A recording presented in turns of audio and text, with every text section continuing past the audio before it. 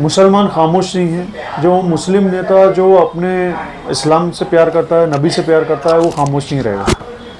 मेरा नीतीश राणे से ये सवाल है कि तुम बयान ऐसा बोल रहे हो कि रामगिरी महाराज को जो है वो मुसलमान उल्टा सीधा बोल रहा है तो हम मस्जिदों में से घुस के निकाल के मारेंगे।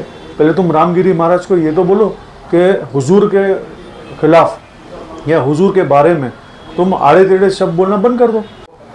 महाराज भाई, जिस तरह से लगातार महाराष्ट्र में कुछ नेताओं द्वारा मजहबी बातों को लेकर और खासतौर से मजहब इस्लाम को लेकर नफरती बयान सामने आ रहा है, हुजूर नबी करीम सल्लल्लाहु अलैहि वसल्लम की शान में गुस्ताखी की जा रही है और कुछ लोग उसको सपोर्ट कर रहे हैं, और सवाल ये बहुत उठ रहे हैं कि आखिर मुस्लिम नेता खामोश क्यों है? तो क्या कहेंगे इन सब बातों को? सबसे पहले तो जो मुस्लिम नेता है वो तो ज़िंदगी में सपोर्ट नहीं करेगा, उसमें हम भी आते हैं। मुसलमान खामोश नहीं है। जो मुस्लिम नेता जो अपने इस्लाम से प्यार करता है, नबी से प्यार करता है, वो खामोश नहीं रहेगा। सबसे पहली बात तो ये है कि मैं वो जो बयानात दिए गए हैं बीजेपी के द्वारा और नीतीश राणे के द्वारा, उसे ये बोला अपने इंटरव्यू में कि हम मस्जिदों में से घुस के निकाल के हम मारेंगे मुसलमानों को। उसके बाद दूसरा इंटरव्यू देता है कि रामगिरी महाराज के बारे में ऐसा क्यों बोला, तो मुझे ये बयान देना पड़ा कि मस्जिदों में घुस के निकाल के मारेंगे। नीतीश राणे ने यही बोला कि इसलिए मैंने कोई ये बयान देना पड़ा। मेरा नीतीश राणे से ये सवाल है कि तुम बयान ऐसा बोल रहे हो कि रामगिरी महाराज को जो है वो मुसलमान उल्टा सीधा बोल रहा है तो हम मस्जिदों में से घुस के निकाल के मारेंगे।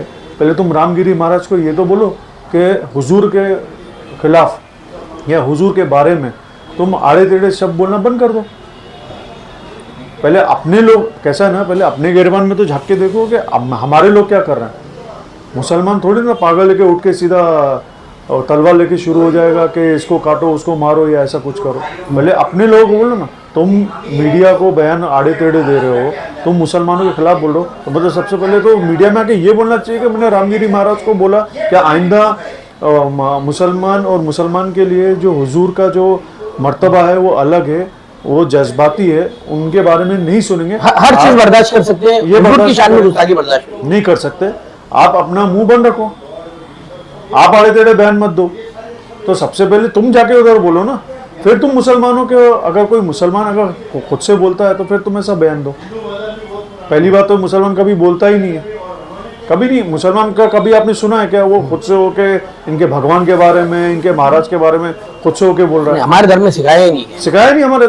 हमेशा हमारे धर्म में ये सिखाया गया है, कुरान में भी कहा गया है, हदीसों में भी कहा गया है, और हमारे हुजूर पाक सल्लल्लाहु अलैहि वसल्लम ने भी ये कहा है कि दूसरे के धर्म की इज्जत करो, दूसरे के मज़हब के बारे में उल्टा सीधा मत बोलो, बयान गलत मत दो, ताकि कोई अपने पे भी कोई उंगली या कीचड़ ना उछाले। महाराज में देखा गया है कि हिंदू समाज का भी एक बड़ा तबका, एक बड़ी तादाद नीतीश राणे के खिलाफ है। ज्यादातर लोग उनके खिलाफ है, इन बयानों के खिलाफ है कि वो इस तरह के बयान दे क्यों रहे। सोशल मीडिया आप जब ओपन करेंगे, कमेंट्स में जब आप जाएंगे कई वीडियोस के, तो उसमें आप देखेंगे कि नीतीश राणे को भी लोग बुरा भला कह रहे हैं कि वो किसी के धर्म के बारे में ना कहे। तो यानी कि एक डाइवर्सिटी, एक एकता जो है वो अभी दिखाया है। जो हिंदू समाज है, जो धर्म की, जो हिंदू समाज बोलता है, कुछ लोग हैं कि हम दूसरे धर्म की इज्जत करते हैं, हम मुसलमान धर्म की इज्जत करते हैं, तो वो तो सीधी बात तो सुनेगा नहीं। देखो, जिसको मुद्दा मालूम है ना, वो कभी भी अनभक्तों की तरह हरकत नहीं करेगा। वो सीधा, उसको मालूम है किसने शुरू किया, क्यों गलत बयानी हुई। जो हिंदू समाज है, वो जो तबका आप कह रहे हैं, उनको समझ में आता है ना। आप अगर उंगली करोगे तो मालूम है कि सामने वाला भी नहीं छोड़ेगा। आज हाजी अरफात है, हाजी अरफात जो है बीजेपी के ही नेता, वही बोला, उन्होंने उस पर हाजी अरफात जो है वो बीजेपी का नेता है, ठीक है ना। कैसे उसने नीतीश राणे को छोड़ा? क्या मुसलमानों के बेबाकी से उसने बोला ना, जवाब दिया? क्या कुछ बोल पाया नीतीश राणे? कोई नहीं सुनता भाई। जब हमने आपके बारे में खुद से होके कुछ नहीं बोला, तो आपको भी हक नहीं है ना हमारे बारे में कुछ बोलने का। और एक बात मैं और कहना चाहता हूँ कि सबसे पहले हमारे लिए इस्लाम, अल्लाह और हमारे हुजूर पाक सल्लल्लाहु अलैहि वसल्लम, बाद में दुनियादारी। परवाह नहीं करेंगे किसी भी चीज़ की। एक कानून की मांग हमेशा से होती आई है कि इस तरह के नफरती लोगों के खिलाफ सख्त कार्रवाई होनी चाहिए। बीजेपी सरकार से तो हम ये उम्मीद नहीं कर सकते। महाराष्ट्र राज्य सरकार से क्या अपील रहेगी आपकी, क्योंकि एकनाथ शिंदे के किरदार पर भी सवाल उठ रहा है कि वो भी उनको नहीं, ये देखिए कैसा है ना कि मैं एक बात कहना चाहता हूँ कि सख्त से सख्त इन कार्रवाई होनी चाहिए, उसका एक बिल पास होना चाहिए और हेट स्पीच को सबसे पहले उस पर कानूनी कार्रवाई होनी चाहिए, ये मेरी सबसे पहले मांगनी है। और मैं तो चाहता हूँ कि ये इम्प्लीमेंट होगा तो कोई भी किसी के धर्म के बारे में बोलेगा नहीं। मेराज भाई, देखा तो ये गया है कि रामगिरी महाराज और नीतीश राणे जैसे लोग हुजूर नबी करीम सल्लल्लाहु अलैहि वसल्लम पर बयान दे रहे हैं, गुस्ताखी कर रहे हैं उनकी शान में, लेकिन कुछ गुस्ताखियां हम में से भी कुछ लोग करते हैं। जैसे कि अभी करीब है ईद मिलादुन नबी, जश्न विलादत है हुजूर का, उस दिन उलमा के मना करने के बाद भी लोग कुछ ऐसी चीजें जरूर करते हैं जैसे डीजे बजाना और रास्ते पर जुलूस के डिसिप्लिन को ना देखते हुए भीड़ करना। ऐसे लोगों को क्या मैसेज देंगे, क्योंकि कहीं ना कहीं ये भी बेअदबी है, ये मैसेज जाना जरूरी है आपके। सबसे पहले तो मैं ये कहना चाहूँगा कि मैं उन मेरे मुसलमान भाइयों से कहना चाहता हूँ कि अगर आपको समझना है कि ईद मिलादुन नबी क्या है तो आप कुरान पढ़ें, हदीस पढ़ें, तो आपको समझ में आएगा कि क्या फरमाया जा रहा है।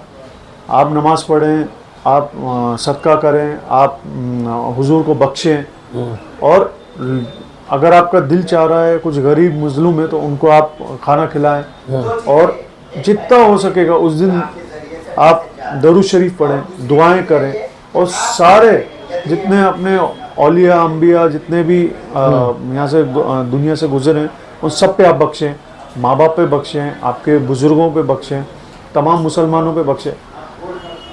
ये एक गलत मैसेज जाता है कि आप डीजे बजा रहे हैं, आप रोडों पे गंदगी कर रहे हैं, आप लोगों को परेशान कर रहे हैं, आप लोगों को परेशान कर रहे हैं। मैं तो एक ही बात कहना चाहता हूँ कि ये सब ना करते, और कैसा ना हर चीज़ का आखिरत में हिसाब देना ही आपको। अल्लाह जब आपसे अपने से सवाल करेगा कि तुम्हें दुनिया में जब भेजा था तो ये सब करने भेजा था, और जब कुरान में और हदीस में सब लिख दिया गया, लिखा है, आप पढ़ सकते हो, आपको समझ में आता है, आपको ये सब करने के लिए कौन बोला आपको, है ना? यानी 12 वफात है तो उसका प्रोविजन भी दिया ना कि ऐसा ऐसा करो। हमें कोई ऐसा गलत मैसेज नहीं देना है जिससे गैर कौमों को बोलने का, उन लोगों को बोलने का मौका मिले जो चाहते हैं। मैं यकीन मानिए, मैं तो दिल से सख्ती से मुझे नफरत करता हूँ, मैं इसके खिलाफ हूँ, निंदा करता हूँ कि ये जो डीजे और ये सब बजता है ना, मेरे को दिल से तकलीफ होती है, मेरे को बिल्कुल भी पसंद नहीं। आपने कहीं देखा नहीं होगा, मैं इसलिए भी आपने देखा होगा मैं जुलूस वगैरह में भी मैं जानबूझ के नहीं जाता। डीजे वगैरह सब आप जुलूस में चल रहे हैं, अजानें हो रही हैं, नमाज का वक्त हो रहा है, सब आप डीजे बज रहा है और आप सब चले ही जा रहे हैं। मैं ये बिल्कुल ऑपोजिट है आपके धर्म और इस्लाम के खिलाफ। ओके।